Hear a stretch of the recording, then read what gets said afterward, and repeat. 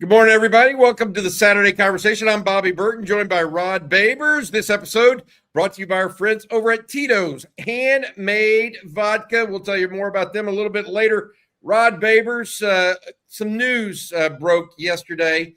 Trey Wisner, Texas starting running back the last two seasons, rushed for 1,000 yards in 2024, led the team in rushing this year, 597 yards, announces he's going into the transfer portal. But I don't want to talk just about Wisner. We've kind of beaten that over the head a little bit over the last 24 hours because it was such big news.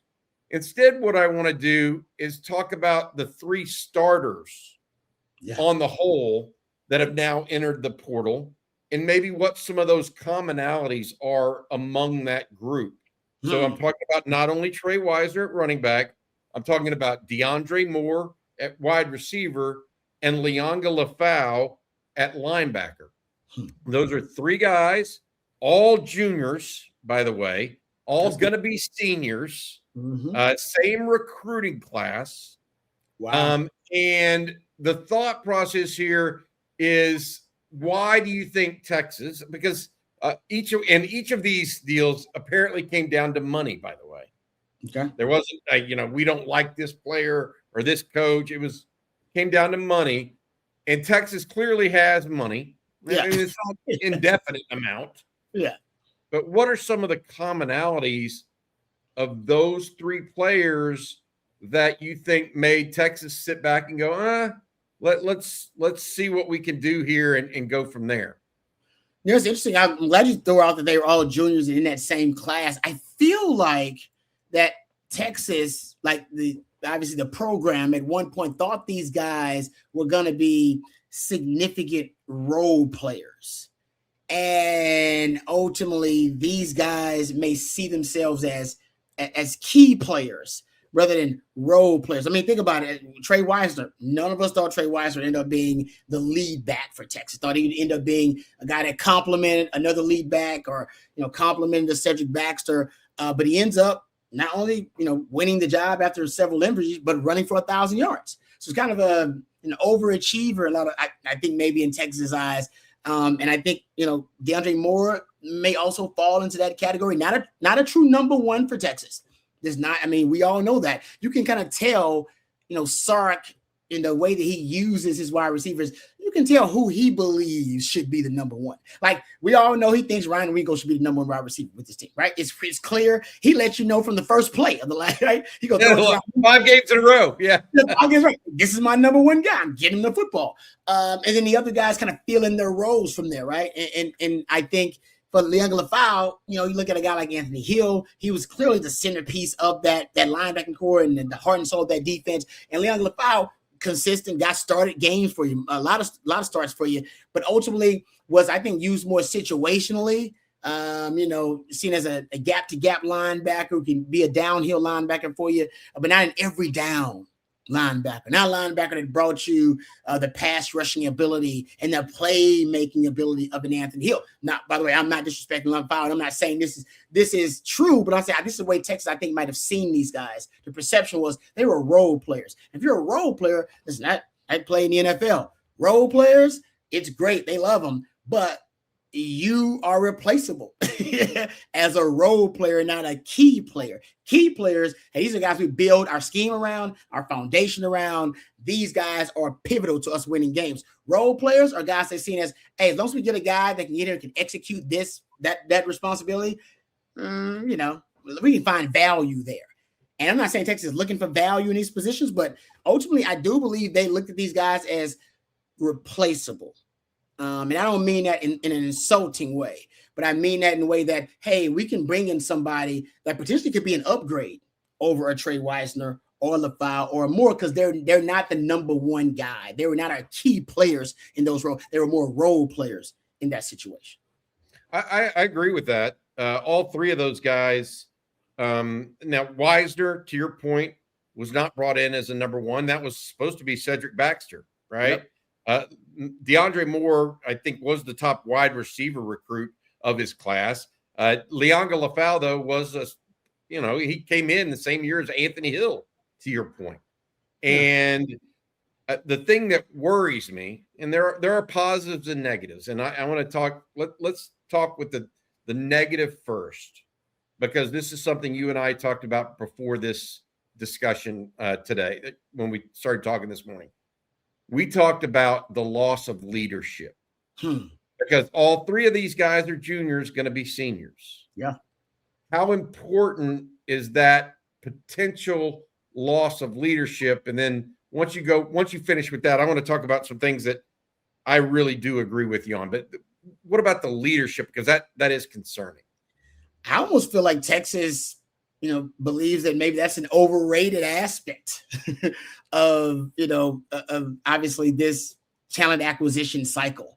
Because I'm with you. I mean, Trey Wisener was clearly the leader in the running back room. I mean, I know C.J. Baxter was considered the top back, and they were going to build a running game around him. But I mean, Trey Wisener, to me, because of his maturity and because of what they'd gone through and earned the respect of the locker room, was a special teams guy, had to work his way onto the field, and then everybody saw what he did on the field. So he's one of those guys that had the respect of almost everybody by what he did on the field. And of course, with that young running back room being what it is now, I mean, you'd love to have a veteran presence like Trey Wisener in there who had worked his way all the way up. So guys have an example of, okay, you know what? If Trey Wisener can work his way from the back of the running back room on special teams all the way to being 1,000-yard back, then it's all right here before me. Same thing with, DeAndre Moore. From what I heard, DeAndre Moore, remember, every time DeAndre Moore was one of those guys who followed Jay Witt around because he was the first guy on the practice field, right? One of those guys. He was always doing the little things that mattered. Attention to detail. Sark loves him because he's a great route runner, very precise route runner. So he's a leader in that room, a guy that can advise the young receivers on exactly what Sark wanted, because Sark really liked him, I think, as a wideout, but also was a guy that could, talk to a young quarterback like, Arch Manning too, right? And about, being a veteran in that offensive room overall. And I think almost a calming presence with that group. And maybe they didn't like the drops last year. Maybe they thought that was something that also, was something that brought the value down of a DeAndre Moore. My point is the leadership, and LaFau too, right? He was going to be the most veteran player in that linebacker room. And yet the coach decided, no, we're good. We're going to let him walk. So I think ultimately they believe either they have leadership that is being cultivated with the young guys that is ready to step up, or it's an overrated aspect. We have leaders. We got Arch Manning. We got a Colin Simmons. We have leaders on this team. We don't need them to consider them in every individual room as an asset and something we need to prioritize, because they definitely did not. I mean, these are basically the leaders of each one of these position groups, and they decide to just let them walk. Or we don't need to pay for them. We don't pay for leaders. It's not so much you don't need them; it's that you can't pay for them across the board. It's got to be an added value. It's the value proposition is not the same. I think that maybe they thought it was coming to the table, and maybe that's true, maybe it's not. We'll see. I do agree with you that maybe Arch Manning, Jelani McDonald, Colin Simmons, perhaps Trevor Gooseby. There's some guys in there. Ryan Wingo's now. I mean, those guys are starting to get older, right? And they should be some of the leaders of the team. And so you don't necessarily need a leader at every position if you think you can get by with somebody else having more talent. That's what I want to talk about next.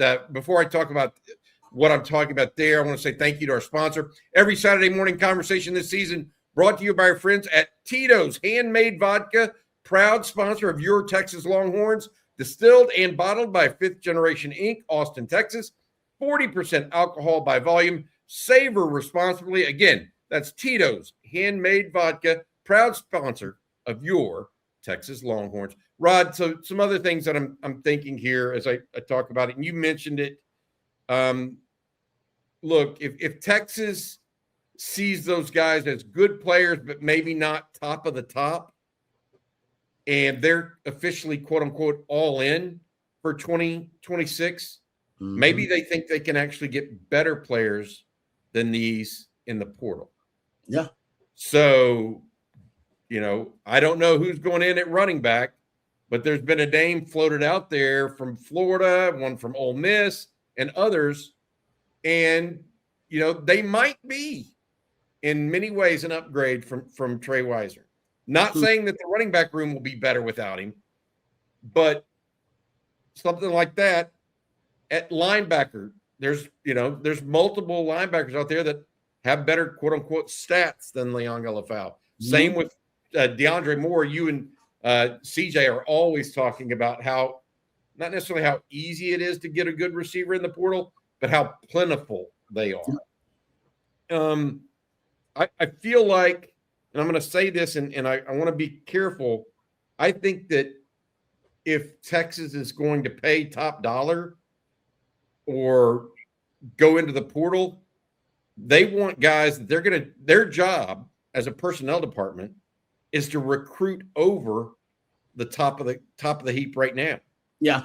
Right. I mean, they don't want just, I'm going to go in and get another guy. No, they may be thinking, I want to go in and get a guy that's better than these guys. Mm-hmm. And I know that in our mind's eye, we're thinking, well, Trey Weiser is really, really good. And he is. Leon Galafau had a role. DeAndre Moore was the number 3 wide receiver for Texas this year.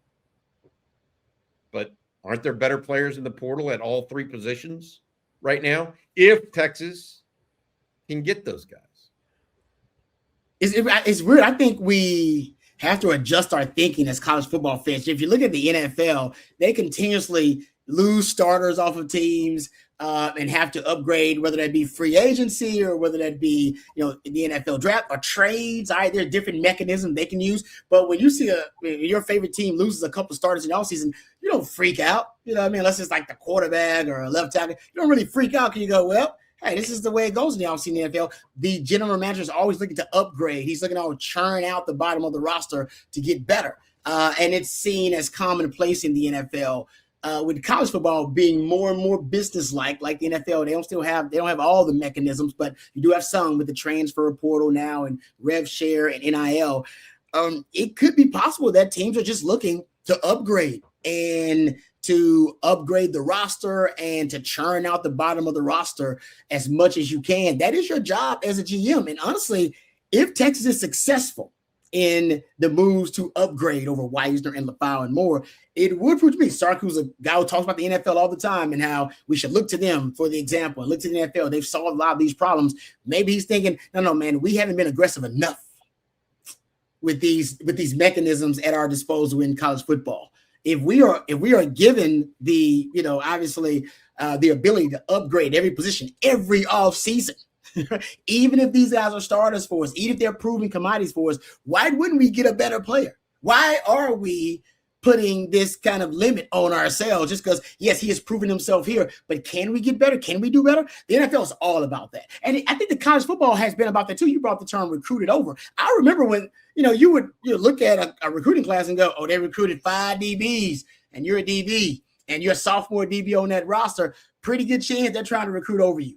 You've been there a couple of years already. But it takes time for that to come to fruition, right? It's like, well, we got to develop that young man, get him in the strength and conditioning program, and then it takes a couple of years to get adapted. And maybe by year 2, he's able to, leapfrog that player who's a junior. But I think now everything's been expedited. You don't have to have that long time. That we can recruit over a guy literally in months now. Or a week. I mean, it's coming up in a week. If they got it's open. The portal's open until January 16th from January 7th. So maybe it's our flawed logic. Maybe we're old school. Maybe we're just thinking too old school. And we're like, how you letting these starters go? It's like, well, if we're in a new age of college football like the NFL, every offseason you lose starters in the league. Every offseason you lose multiple starters.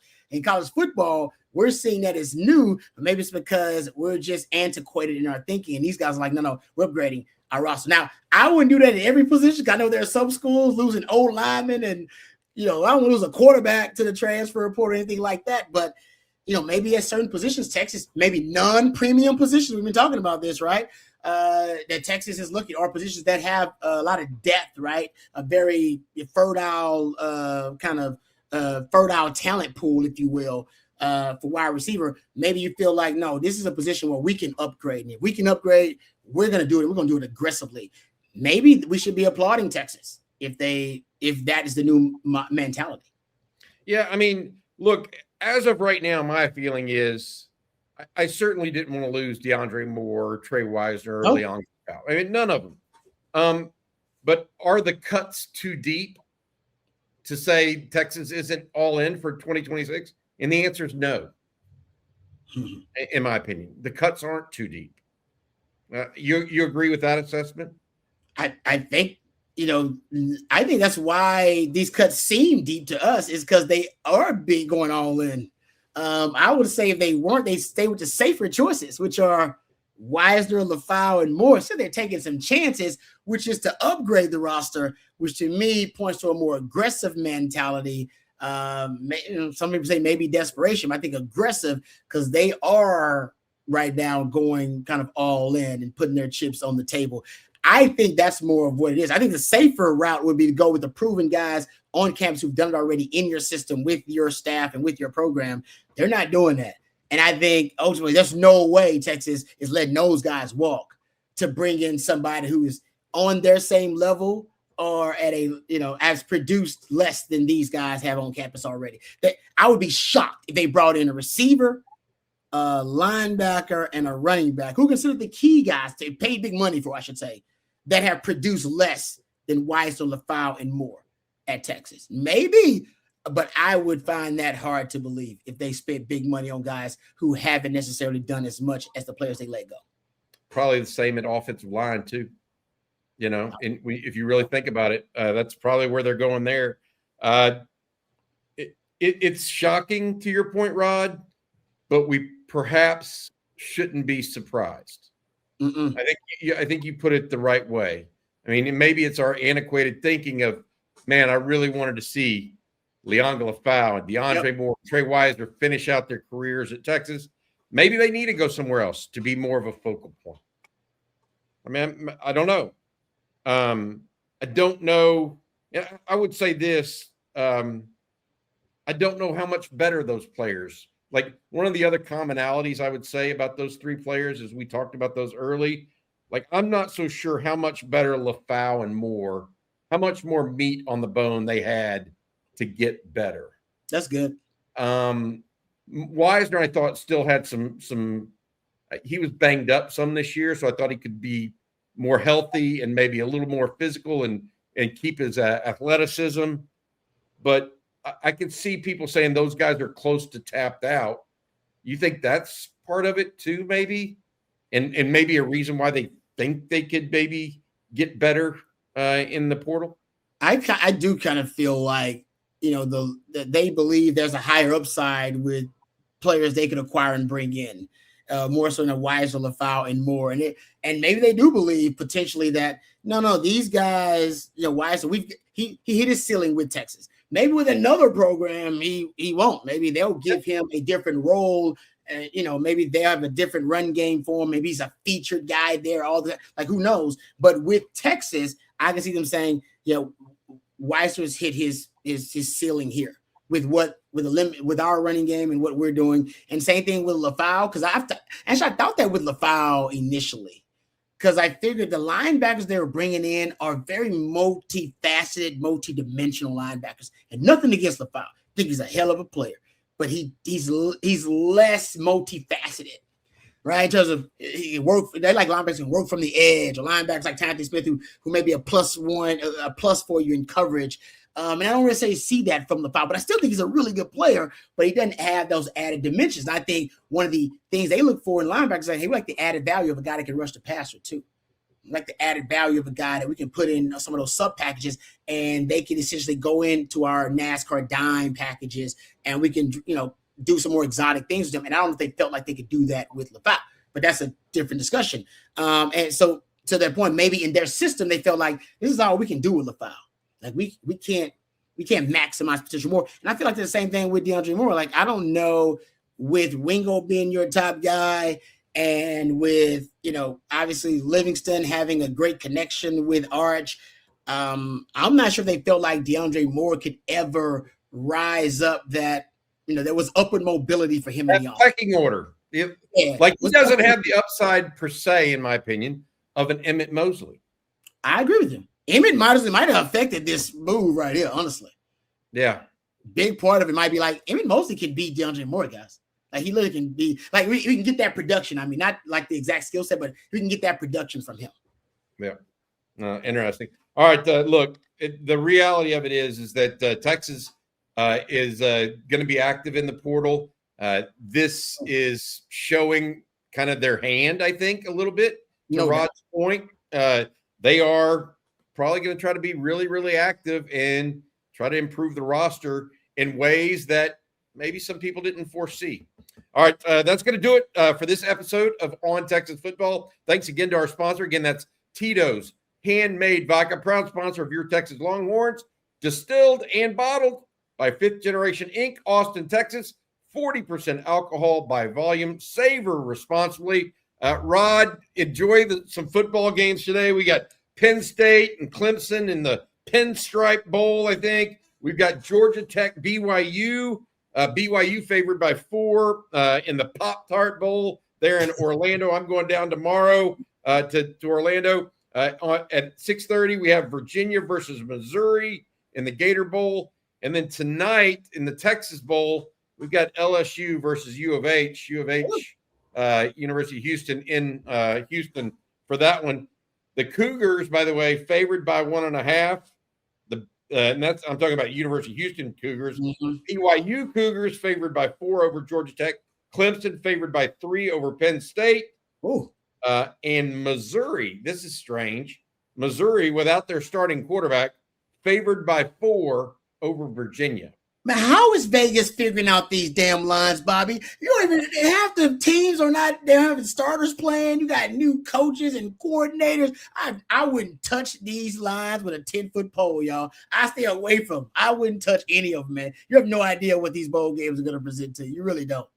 Yeah. One other thing we should mention is late last night, Kyle Whittingham was officially named as the new head coach at the University of Michigan. Man. He will be at the game in Orlando, but not coaching, obviously. He is the former Utah head coach. He'll be the new Michigan Wolverines coach. All right. Thank you very much, Rod Babers. Thanks to our sponsor, Tito's.